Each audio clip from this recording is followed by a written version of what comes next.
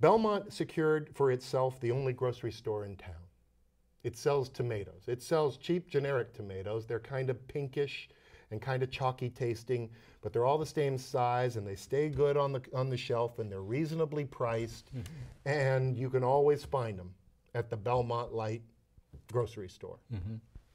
Some of you have started reading on this internet thing that homegrown tomatoes can be healthy. People have put out instructions for very simple ways to grow your own tomatoes successfully and how to do it without pesticides and to get a good crop so that in the middle of summer you can bite into one of those juicy, red, flavorful tomatoes.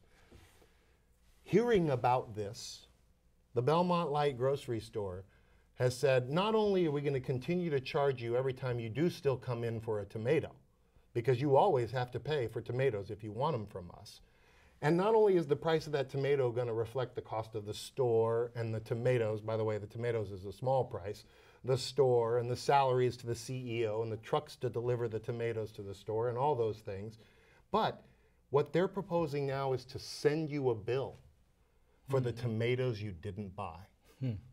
Not exactly for tomatoes, but because they have a store there for tomatoes that you don't buy.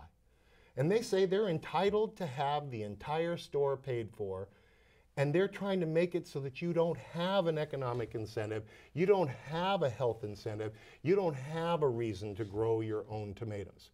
And all those reasons you thought were really good, and all those things you thought about taking care of your kids, and being healthy, and being responsible, and getting control of your grocery bill, all of that, the Belmont grocery store has said, we're responding by making it so it doesn't work for you. That's really what's going on here. And like I said, it's not that you won't have to pay the cost of being able to go to the store. And you're going to have a hard time growing tomatoes in the winter. Belmont's going to be there for you, and they're going to charge you the full price of that.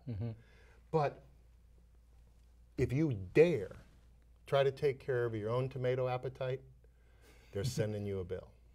That's the proposal. They're creating new charges and reducing the value of your homegrown electricity so that hopefully you won't try to do it anymore.